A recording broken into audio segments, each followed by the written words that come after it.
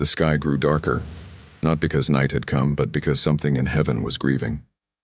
It began with silence, heavy, suffocating silence, the kind that makes your heart uneasy without knowing why. Then came the sound of footsteps, slow, dragging, painful. A man walked through the streets carrying a wooden cross on his back. His body was torn, his face barely recognizable. Blood traced every step he took, marking a path of suffering the world would never forget. This was not just a man, this was Jesus. The same hands that healed the sick, now pierced by nails. The same voice that calmed storms, now silenced by pain. The same heart that loved the world, now breaking for it.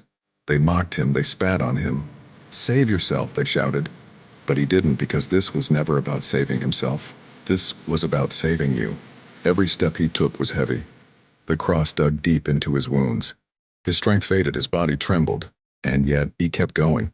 Not because he had to, but because he chose to. He saw beyond the pain, beyond the crowd, beyond the moment. He saw you. Your sins, your mistakes, your hidden struggles, your silent battles. Every moment you thought no one understood, and he carried it all on that cross. And when he could no longer carry it, he fell. The weight was too much. But even in his fall, heaven did not intervene, because this pain had a purpose. They led him to Golgotha, the place of the skull, the final destination. The air was thick, the ground was rough, and the cross end was laid down. They stretched his hands, and then the hammer fell. One strike, two strikes, three. Each nail, driven deep into flesh, echoed through eternity. Not just pain, but sacrifice. They lifted him up, hanging between heaven and earth, rejected by men, silent before God. And still, he spoke. "Father, forgive them.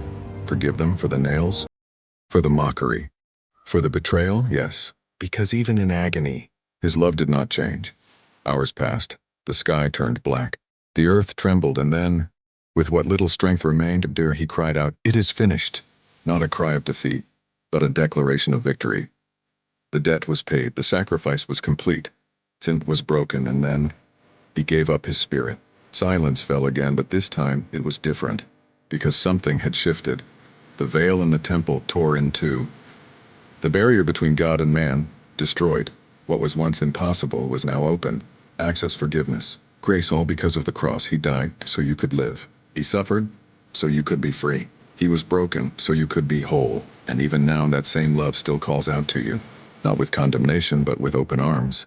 The cross was not the end of his story, and it doesn't have to be the end of yours.